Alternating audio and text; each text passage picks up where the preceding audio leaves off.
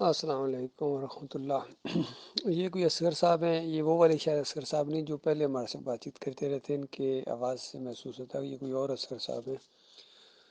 شاید وہ دائیوں لوگوں کے ساتھ تھے وہ اصغر صاحب، اور یہ بھی شاید انہی کے ساتھ ہوں۔ دیکھیے، کسی صحابی نے نبی علیہ السلام سے یہ سوال نہیں پوچھا کہ یا رسول اللہ یہ علی مدد کہنا شرک ہے یا کوئی نہیں ہے، کیونکہ وہ لوگ سوچ بھی نہیں سکتے تھے کہ یہ بھی معاملہ ہوگا اس دور میں۔ اور ہر چیز کا اللہ تعالیٰ نے ایک مناسب وقت رکھا ہوا ہے، ہر دور کے لوگوں کے لیے اللہ نے ایک خاص آزمائش رکھی ہے جو اس دور کے لوگوں کے لیے۔ جب یوسف علیہ السلام ابھی پیدا بھی نہیں ہوئے تھے نا، یا اس سے پہلے یعقوب علیہ السلام سے پہلے، اللہ کا ایک منصوبہ تھا کہ کس طرح یہ یعقوب علیہ السلام کی اولاد ہوگی، پھر یوسف علیہ السلام کو نبی بنایا جائے گا، پھر کس طریقے سے یوسف علیہ السلام خواب دیکھیں گے، یعقوب علیہ السلام اس کی تعبیر بتائیں گے۔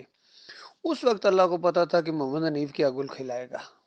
تو اللہ تعالیٰ نے سب چیزیں سیٹنگ کر کے رکھی ہیں۔ تو صحابہ تو یہ سوچ بھی نہیں سکتے تھے کہ یوسف علیہ السلام کو سجدہ۔ اسی وجہ سے قرآن کی جو معمولی سا فہم رکھتا ہے یا اس کی روانی سے واقف ہے، اس عربی ادب اور اس انداز سے واقف ہے اور انبیاء کی دعوت، وہ پوری طرح وہ سجدہ اللہ کو مانے گا۔ اور ایک عالم دین کا کام ہوتا ہے کہ جب کفر و شرک پھیلا ہوا تو اس کے اوپر چوٹ مارنا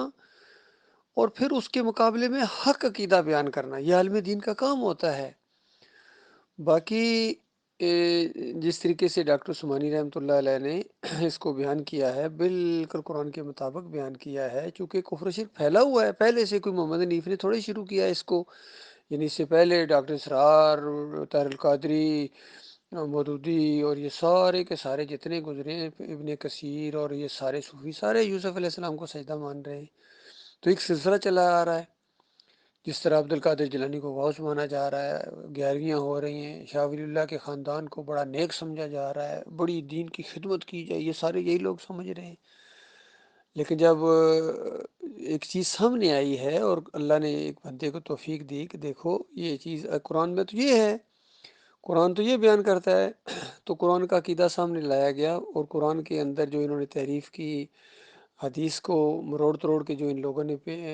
یہ جو عقیدے بنائے، چاہے وحدت الوجود کے ہوں، وحدت الشہود کے ہوں، تو جب ایک عالم دین جس کو اللہ نے سمجھ دی ہے دین کی، جس کا سینہ اللہ نے اسلام کے لیے کھولا، وہ تو حیران ہو جائے گا یہ معاملہ کس طرح ہے۔ یعنی وہ تھوڑا سا بھی فہم رکھنے والا ایک بندہ ہوگا، جیسا ڈاکٹر عثمانی رحمۃ اللہ علیہ کہتے ہیں بھی 14 سال کی عمر کا تھا جب میں نے اعمال قرآنی پڑھی، اور اشرف علی تھانوی کا وہ جو تعویذ وہ جو تھا کہ اگر کسی دشمن سے لینی ہے، انتقام لینا ہے، تو اس کے بعد ایک ہندو، ایک پارسی اور ایک پتہ نہیں فلاں کی قبر کی مٹی لو، اور اس کے بعد پتہ نہیں سندوز اور سمدوز کی دھونی دو، یہ پتہ نہیں کیا کرو، اور پھر اس میں سے چٹکی اٹھا کے اس کے گھر پھینکو، پھر تماشا دیکھو۔ لیکن احتیاط یہ ہے کہ اتنا ہی پھینکو جتنا انتقام لینا ہے۔ تو اس وقت ڈاکٹر صاحب کہتے ہیں کہ میں نے جب اس کو پڑھا تو میں نے کہا اگر یہ دین ہے تو پھر اس کے بعد جو امت کے ساتھ ہو رہا ہے وہ بالکل صحیح ہو رہا ہے۔ تو کھٹکتی ہے چیز۔ اس کے علاوہ ایک اہل حدیث نے بتایا، جو ہمارا جب ساتھی بنا، کہ اس نے کہا جب میں اہل حدیثوں کو چھوڑ کے میں ایمان کی طرف آیا تو میں اپنے علماء کے پاس گیا اور ان کو کہا کہ یہ بڑے بڑے علماء کی جو کتابیں ڈاکٹر عثمانی رحمۃ اللہ علیہ جو حوالے دے رہے ہیں، عبد القادر جیلانی، محی الدین چشتی، علی اجویری، مجدد الفسانی، شاہ ولی اللہ، محدث دہلوی، یہ سب جتنی چیزیں ڈاکٹر عثمانی ان کے اوپر ایلیگیشن لگا رہے ہیں، کیا یہ کتابیں تم لوگوں نے نہیں پڑھی ہوئی تھی؟ تم بھی تو عالم دین ہو۔ تو پتہ ہے انہوں نے کیا جواب دیا؟ انہوں نے کہا بالکل پڑھی تھی۔ تو ان کا یہ واقعات نہیں پڑھے تھے؟ ان کا یہ واقعات بھی پڑھے تھے۔ تو پوچھا کھٹکی نہیں؟ انہوں کا کھٹکی بھی تھی، یہ کھٹکے تھے واقعات۔ تو پھر اس کے بعد کیوں نہیں جی آپ نے وہ آواز اٹھائی؟ انہوں کا چلنے دو۔ کون پورا ایک سسٹم چل رہا ہے، اس کے ساتھ ٹکر لینا کوئی آسان کام ہے؟ ہاں، وہ ٹکر لے گا جس کے دل میں اللہ کی محبت ہوگی۔ اللہ کی محبت جب ہوگی اور اللہ کو اللہ کی بات کو پیچھے کر کے جو اپنی باتیں چلا رہے ہیں، تو اللہ کا بندہ تو ظاہری بات ہے اللہ کا کھانے والا، یہ تو جواب دہی کے احساس ہے کہ کل مالک کے سامنے جا کے میں کیا جواب دوں گا۔ آج تو دنیا والے یعنی جس طریقے سے چل رہے ہیں، ان کے اوپر اگر میں نے انگلی نہ اٹھائی، ان کو سمجھانے کی کوشش نہ کی، ان کے باطل عقائد کا رد نہ کیا، تو کل اللہ کے ہاں کیا بنے گا؟ اور وہ جو ایک خط لکھا کسی نے دیوبندی نے ڈاکٹر عثمانی رحمۃ اللہ علیہ کو، اور بصائر و عبر کے نام سے وہ مضمون جو شائع ہوا تھا ان دیوبندیوں کے رسالے میں، اور یوسف نوروی نے اپنے والد اور سارے ایسے ایسے واقعات بیان کیے کہ عقل حیران ہے، تو کسی آدمی نے وہ والا خط ڈاکٹر عثمانی رحمۃ اللہ علیہ کو بھیج دیا کہ آپ بھی گویا ان کے شاگرد ہیں، میں نے سنا ہے کہ آپ نے انہی کے مدرسے سے سند لی ہے، تو یہ مضمون یہ کیا کہہ رہا ہے یوسف نوروی کے والد کے بارے میں؟ اور ساتھ ہی قرآن کی وہ آیت پیش کی کہ دیکھو اگر کسی قسم کی مدانیت یا لچک دکھائی آپ نے تو کل اللہ کے ہاں جو کہ آپ کا انجام ہوگا وہ بھی ذرا ذہن میں رکھیے۔ تو ڈاکٹر صاحب نے اس پر شکریہ ادا کیا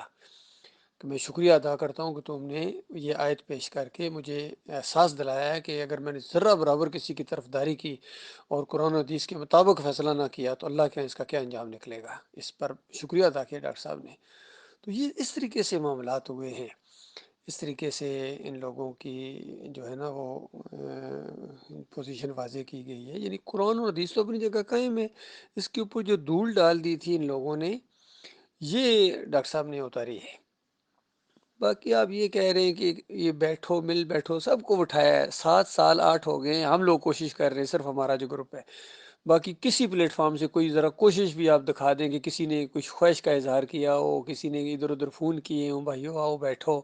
کسی کے پاس کوئی گیا ہو، سب اپنی اپنی ڈگڈگی بجا رہے ہیں اور بلکہ رکاوٹیں بن رہے ہیں۔ ان کو پریشانی ہے کہ اگر اکٹھے ہو گئے یہ ہو گئے تو ان کی جو یہ اپنی جو منمانیاں ہیں نا وہ پھر نہیں چلنے دیں گے یہ بندے۔ تو اصل میں یہ پرابلم ہوئی ہے اصغر صاحب۔ باقی آپ کا یہ کہنا کہ اس پر فتوے نہیں بنتے ہیں، تو جو کفر و شرک اختیار کر چکے ہیں اس پر فتویٰ کیوں نہیں بنتا ہے؟ فتویٰ بنتا ہے، جنہوں نے غلط تشریح کی ہے تو پھر محمود الحسن کی بھی بات دیکھیے سامنے آئی ہے، اس پر بھی فتویٰ بنتا ہے کہ اللہ کے بندوں کو پکارنا یا اللہ ہی کو پکارنا، بس اسی طرح چلنے دیتے، بس دونوں تشریح مان لیتے، نہیں فتویٰ لگتا ہے، جو نہیں عالم دین لگائے گا وہ مجرم ٹھہرے گا اللہ کے۔ اشرف علی تھانوی کہتے ہیں کہ اللہ کے بندوں کو نبی کا بندہ کہا جا سکتا ہے، تو وہ کسی صحابی نے تھوڑے کبھی پوچھا تھا اس دور کے اندر کیا اللہ کے رسول ہم اگر اللہ کے بندوں کو آپ کا بندہ کہہ دیا جائے، کیونکہ اس دور میں تو یہ چیز تصور بھی نہیں کی جا سکتی تھی۔ تو اسی طریقے سے یہ معاملہ ہوا ہے، یہ محمد حنیف کی طرف سے پہل ہوئی ہے، انہوں نے وہ باطل عقیدہ اپنایا ہے، خود اس کو عقیدہ بنایا ہے، اور پھر ڈنڈے کے زور سے جب جماعت میں نافذ کرنے کی کوشش کی اس وقت ہم نے کہا بھی نہیں یہ آپ کی بات نہیں چلے گی، آپ کی بات نہیں مانے گی، معروف کے اندر آپ کی اطاعت ہے، اور آپ کو شرک آپ سکھائیں گے تو پھر ہم آپ کی بات ماننے کے لیے تیار نہیں ہیں۔ تو یہ معاملہ ہوا ہے، اصل میں اس نے راستہ بدلی کیا ہے، ہم تو اسی عقیدے کے اوپر کھڑے ہیں، ہمیں اطمینان ہے، کوئی ایک بھی نہ مانے،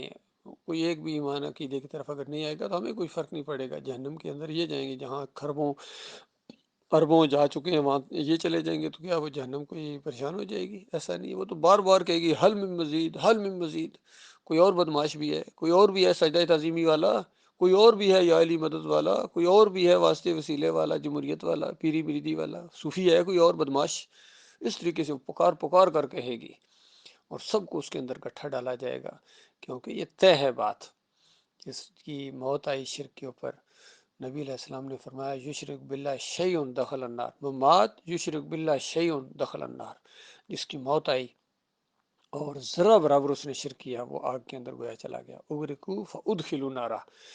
وہ پہلی جو مشرک قوم ہے ادھر پانی کے اندر ڈبکیاں کھا کے مرے، ادھر آگ کے اندر چلے گئے۔